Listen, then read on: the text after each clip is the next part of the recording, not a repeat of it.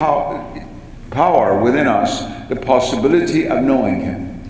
The Quran keeps referring to those who deny God as those who cannot intellect. I'm using this word on purpose as a verb. It has not been used in the 17th century, when the word intellect ceased to exist in the English language, it became reason. But up to the 17th century, two reason existed, but two intellect also existed. And the two were not identical.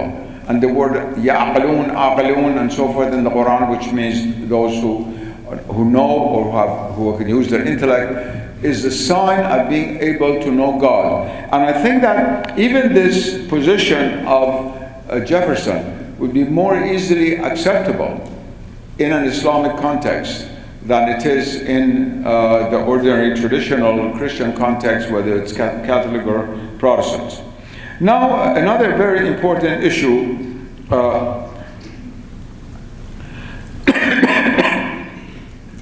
is the opposition of Jefferson to all ecclesiastical authority. This is one of the issues that may have attracted him, in fact, to the Quran and to Islam. The ulama that you see on television, these people with turbans around their heads, they are not people of ecclesiastical power, as priests or ministers are in Christianity or as Brahmins are in Hinduism. They are scholars of law. Instead of studying dentistry, they have studied law, which means Islamic law. And therefore, they give views on religious law. But they do not have the priestly power within them. Any Muslim can lead the prayers. Any Muslim can bury someone. Any Muslim can marry two people. But the priestly function is divided among Muslims. And the Islamic world would very much appreciate this Jeffersonian, you might say, rejection of ecclesiastical hierarchy. I'm not one of those. I believe that ecclesiastical hierarchy is extremely significant for Christianity.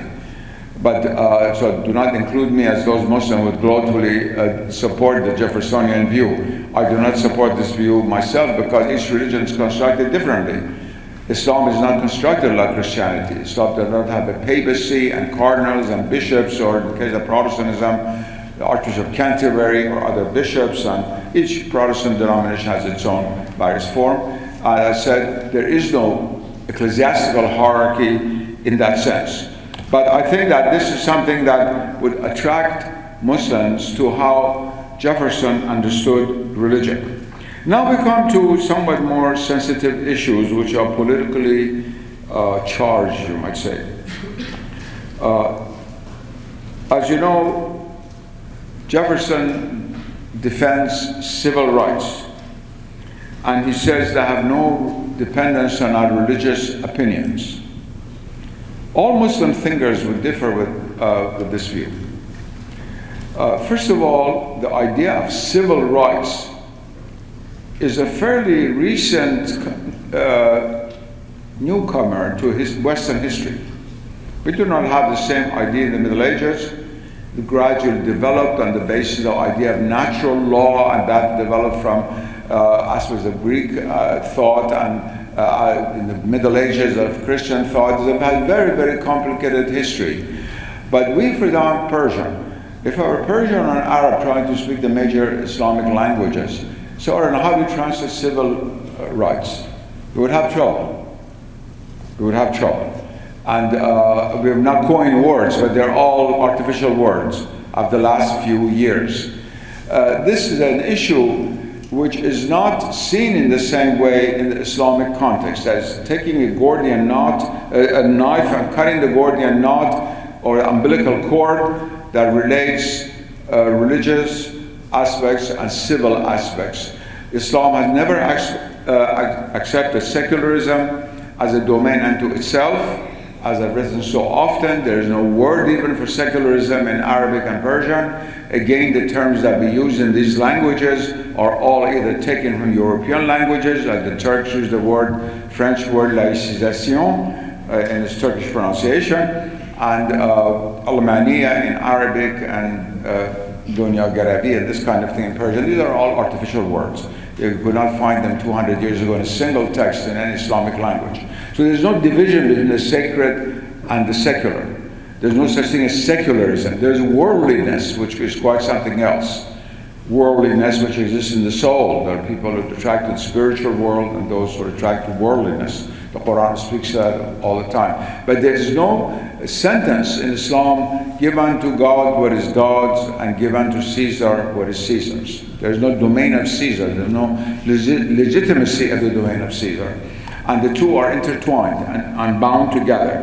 And this is the aspect of the thought of Jefferson, which is most difficult for Muslims to come to terms with unless they change completely the mode of thinking about these issues, which I'm not saying is impossible, but which is not in line with traditional Islamic thought. Let me give you some inklings about this. For example, civil rights are oftentimes combined with natural rights, the natural rights of man. And we keep talking about this all the time. Now, all religions have certain sayings in them relating to what in the American Constitution is called the rights of man. For example, right to life or property and so forth. Happiness is what was added by the American fathers. Because whether we have right to happiness or not is quite a problem. But we won't get into that. I just gave a talk with the Pope at Emory University on this question. I will not go into that again. But things like the right to life and property and family and so forth and so on is present in other religions. Not only Islam, it's present in Hinduism and Buddhism and so forth. It's not unique to either Christianity or to secular political ideas of the modern West. But let me just take this issue in the Islamic context. See how different it is. We here in America especially talk all the time about human rights. We have this right, that right, everybody has rights. What about the responsibilities that come? Islam starts from responsibility and goes to rights. And let me give you the philosophical foundation, the theological foundation for this. Responsibility means respond, answer. We were created by God. Therefore, we have to answer to this act of creation, this gift of life that He has given us. And this is our responsibility towards Him, and by virtue of that, towards His creation. And once we accept this responsibility, we have certain rights. And so Islam does not accept rights without responsibilities. Rights, yes, but rights are always based on responsibility. And really think carefully. That's how we live. Suppose you drive on I-95 90 miles an hour. You give up your rights to drive. One of the motorcyclists from your state, which is very good at giving very big tickets, comes along in 2 seconds, and that's the end of it. You've given up your right because you did not act responsibly. In fact, in everyday human life, if you look at it, our responsibility should come before the rights that we gain by virtue of accepting those responsibilities. This is, I think, a major problem in American society today. Too many people seek rights, too few the responsibilities that we should have as human beings in this society. And this is a problem which I think Jefferson was aware of, but at that time it did not pose itself in such a way. But anyway, the Islamic critique of the idea of civil rights and natural rights as standing out there by themselves, independent of human responsibilities, the Islamic critique would be that this is to overlook the very metaphysical reality that is God who has created us, and therefore we're responsible to Him, to His laws, to His commands, to His creation, to other creatures, to other human beings, to other animals, other plants, the earth, everything He has created. We have duties and responsibilities towards everything by virtue of being human. But since He has created us in such a way, given us the free will, we have rights which issue from that. I think this is one of the most important points that is now being debated between Islam and the West.